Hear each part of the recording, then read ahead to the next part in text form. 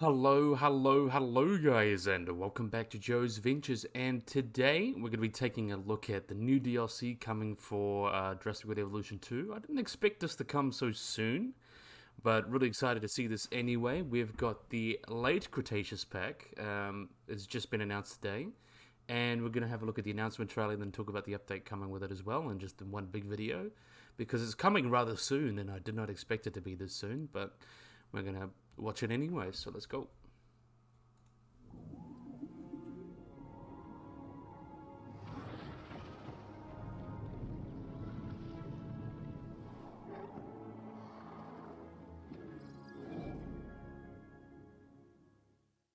Look at that. We got a few cool new animals there. So it's you can see the release date is 15th of September, which is so close.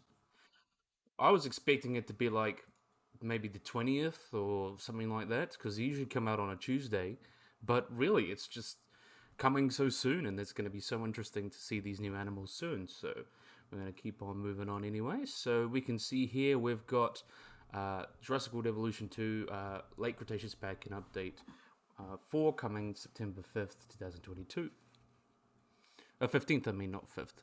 But anyway, let's get stuck into it. So, welcome park managers to our latest species pack, introducing the Jurassic World Evolution 2 Late Cretaceous Pack, coming 15th of September for $5.99, $7.99 for pounds, and all the different currencies, things like that. So we just watched the announcement trailer. So, inspired by the fascinating late Cretaceous period, our latest pack introduces 4 new species that roamed the land, sea, and air over 65 million years ago, including both a stealthy hunter and one of the largest dinosaurs ever discovered. So, we're going to be starting off with a pterosaur today. So, without further ado, let's take a closer look at the species you'll be able to discover in the new late Cretaceous period. We got Barbradactylus. So if you guys have recently watched Prehistoric Planet, you guys will know Barbradactylus. Appeared in a few segments. It was the one with the sneaky male and all that, or you could say the femboy one. But yeah, that segment, and also the one with the young alicones as well.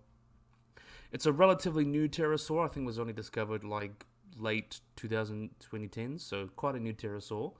So pretty interesting animal. So this guy is named after the Barbary Coast of North Africa, where it was discovered. So Barbradactylus.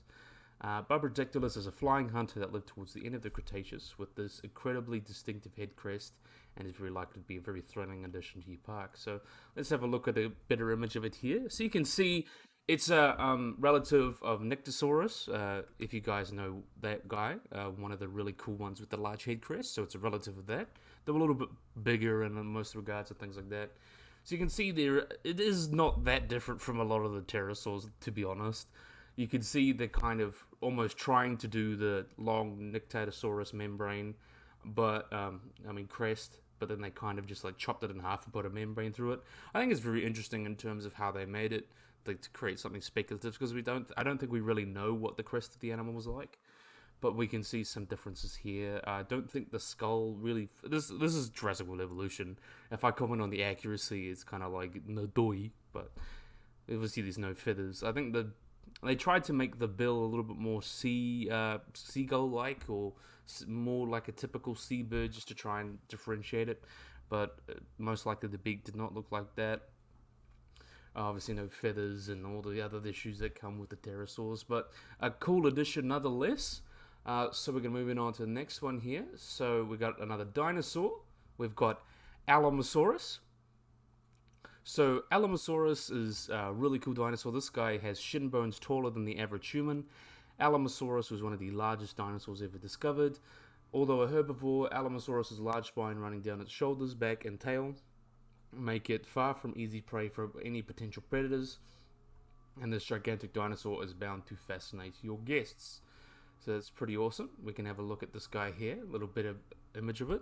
So Alamosaurus is quite a interesting dinosaur. It's a titanosaur, something like Argentinosaurus, Dreadnoughtus, and the like. And it lived in North America during the late Cretaceous, so it occurred in the more southern ranges of animals such as Tyrannosaurus rex. And it's kind of been an animal we've known about for a while, but only recently we found these like kind of larger specimens that are comparable to like Argentinosaurus and Dreadnoughtus and other those large titanosaurs. So that's pretty interesting. And I really like how they went with the design of it. I think like the model is fine. Obviously, a lot of the anatomy things are wrong, of course, as such as the front legs and the back legs. That's wrong, and the head's wrong, and all that. But I really like the design of it initially because I really like the spikes going down the neck and the butt in the back and the osteoderms, as you can see on the back here, and a little bit on the tail as well. I think it actually looks rather cool.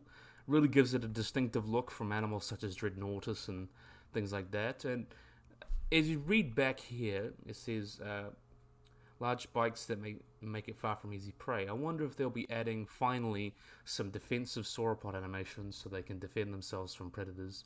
That would be pretty awesome to see that, but I kind of doubt it. But yeah, it looks really cool. It's nice to get another large sauropod. We don't get these very much. Nice to see big animals. Who doesn't like big animals? And next up, we're looking at a carnivore here. So this is a carnivore. We've got Australovenator from Australia. So thought to have lived about 95 million years ago. These guys were an agile carnivore with a lightweight frame that allowed it to move quickly, and it had extremely sharp teeth and flexible arms that make it a formidable predator at depth stalking and chasing down prey. So one cool thing about this guy is that this is Australian animal, so we're getting that animal to go with Minmi and things like that. So Minmi's not all by itself, and Kronosaurus. And I just really do. I do like the colors on this guy. If I was to comment on accuracy, the head is mostly fine, other than the weird crest. I kind of like the fleshy kind of bumps going down the back. I think that's kind of cool. I think the claws are actually pretty small compared to what we know of real Australovenator, because another Megaraptorans, because they would have just had huge claws. Because from what we've seen there, they've got the three, or at least the two big claws there, and considering how keratin fits over claws, it would have likely been very, very long.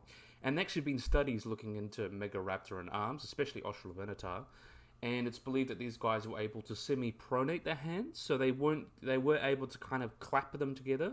They were able to kind of use that so they could grasp prey, so they kind of had a very novel hunting strategy. They were able to grasp prey rather than like tyrannosaurs and other large theropods that mostly use their jaws. These guys would mainly use their arms, so that's very, very interesting. And I think that looks rather nice how it's come out. And I like the colours on it as well. Pretty interesting. And let's be honest, it's just a remade Ceratosaurus, but whatever. So we're going to be moving on to our last animal. We've got Stixxosaurus, which is very, very interesting. So this is a very cool plesiosaur, or elasmosaurid, relative of Elasmosaurus, a little bit later, or about the same time, I believe. So Stixxosaurus, you can see, is quite cool. This marine reptile is sure to make an impressive addition to any park's lagoon. Stixxosaurus' streamlined shape and sizable fins make it an incredibly fast underwater predator.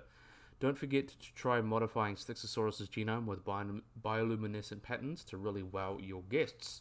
So we can see here some changes here. It's very much different from most other typical plesiosaurs. I like the head on it, but you can see it's got lips, and I don't know why they give the plesiosaurs lips and then they don't give the theropod lips. Oh, I know why. It's because a lot of people want their cool, angry dinosaurs. But I think it's very interesting design regardless.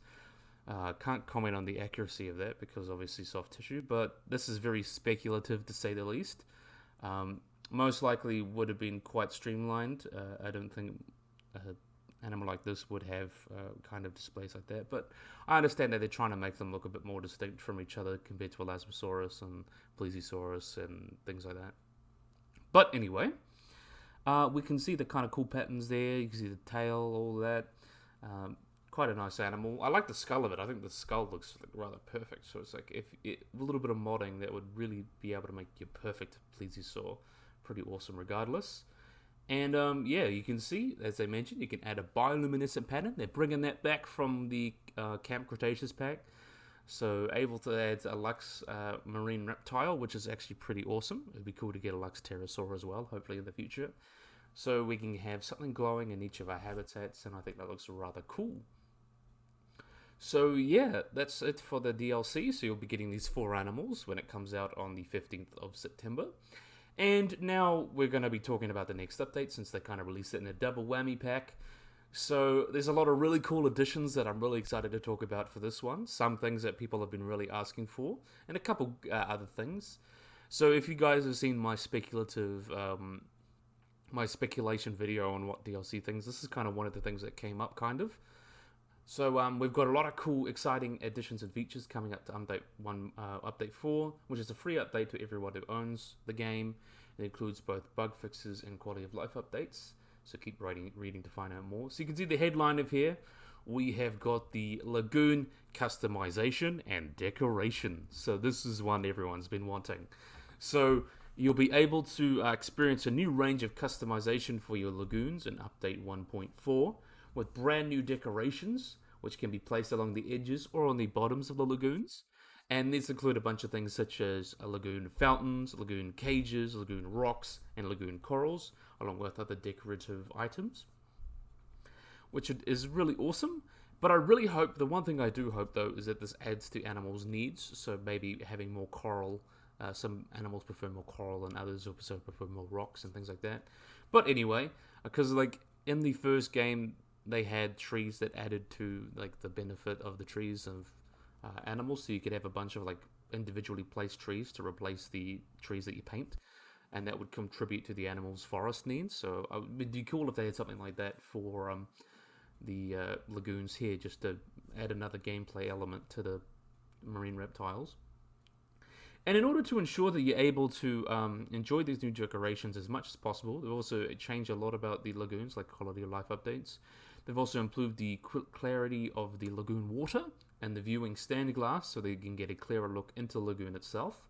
So that's pretty cool. We get to get a cleaner look into the lagoon. And you'll be able to move the camera in the water as well, so it allows you to pretty much be able to better decorate your lagoon as well. So that's really, really cool.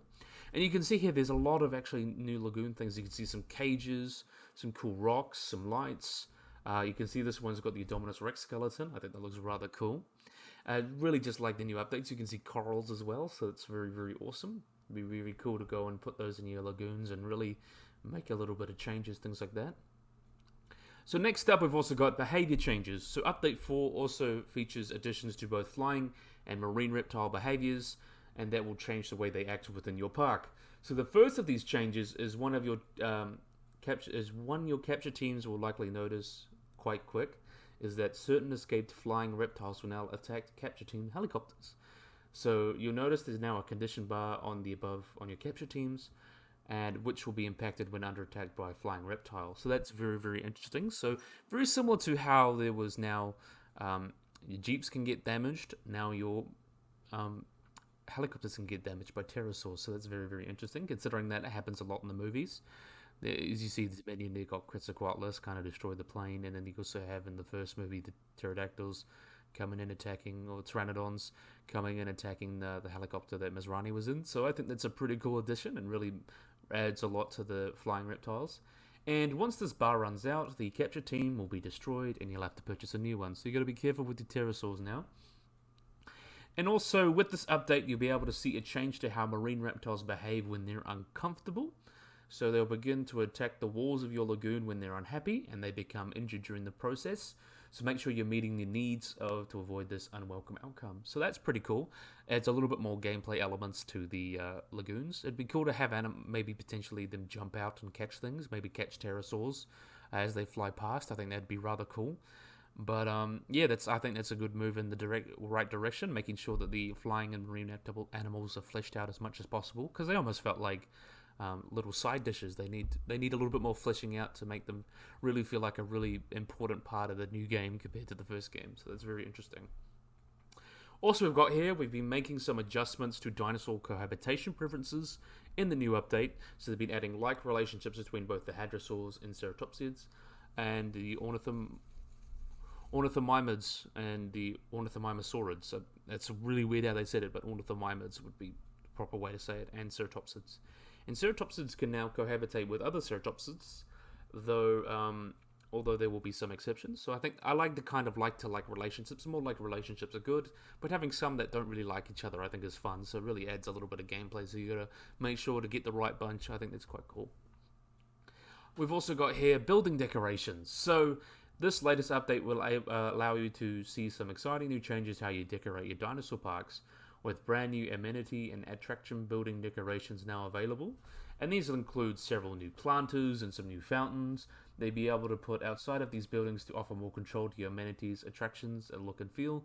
So I think this will be in addition to most of the buildings, like the amenities, so new things just to add to make them look more interesting. And also, while we're on the topic of lights, Update 4 also brings with it the ability to change the color of decorative lights throughout your park using a new lighting tab within the decorations panel.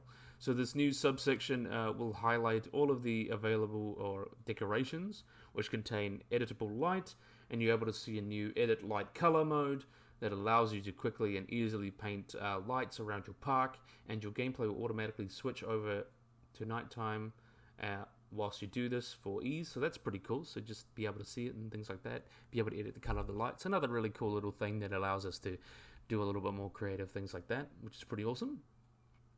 And I think this is probably one of the second to last one. Yeah, second to last, I think. So we've got here, which I'm not sure how we feel about this. We've got Postcards and Stamps. So wishing you could write home about your Jurassic World Evolution 2 creations? Look no further than have the brand new overlay options we're bringing to Update 4, Capture Mode. We'll hope with 6 new postcard overlays and 4 new stamp overlays, allowing you to share your parks in an entirely new and exciting way. So I'm not sure how that works. I think that'll probably be another thing that could basically just overlays a capture mode. One thing I don't get is why they added this, but they didn't add the slow button so you could take better photos like they had in the first game. I think that's just stupid. Why would you add this and then not add the ability to slow down time? I think that's a kind of mixed priorities, but whatever, I guess it'll be coming soon. It's something that a lot of people have been wanting. And as we always love, we like to see some new settings for Sandbox. So there are a number of quality of life changes coming to Sandbox Mode in Update 4 that allows for greater freedom in designing your very own Jurassic World.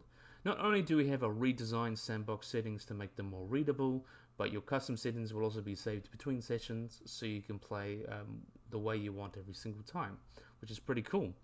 And you also notice that Update 4 brings more sandbox options around dinosaur traits with gene editing. So you can be able to create negative traits, and you have the ability to have infinite traits, and ability to have infinite trait points. So you'll be able to pretty much do whatever you want.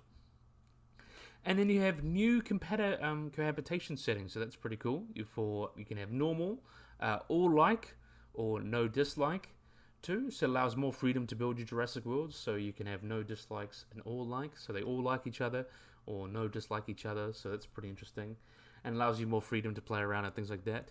And also, and a lot of people really wanted this as well, we have instant construction / destruction setting.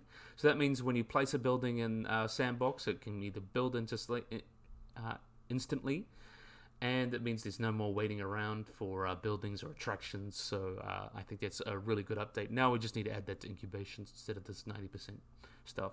But anyway, we've been hoping you've enjoyed reading about the upcoming Late Cretaceous Pack and some of the updates that's going to be included for free in Update 4, and which features are you most excited for. And obviously, to keep up to date, you follow us on Instagram, Facebook, or join the discussion on our forums. So I think that's really, really interesting. I really do like the lagoon updates. I think the lagoons needed some love, and they've got some love here. They need a little bit more love, but I imagine it kind of later on in time. So it's pretty cool. I'm a big fan of that. So, yeah, we got 4 new dinosaurs coming. I think I can't really pick a favorite. They're all kind of meh to me, I'll be honest. But it's cool that we're getting more dinosaurs. I think I'll have to go with the Australovenator because I do like the Aussie dinosaurs, and Megaraptorans are such a cool animal. So yeah, it'd be really cool to see the paleo ones of these guys as well. I think that's going to be very interesting. So, yeah, I think this would be a great place to end the video. So I really hope you guys enjoyed this video. Hope you guys like and subscribe. Always remember to hit the little bell icon to get notified about anything. So yeah, hopefully you guys enjoyed this video. Hope you guys like and subscribe, and bye-bye.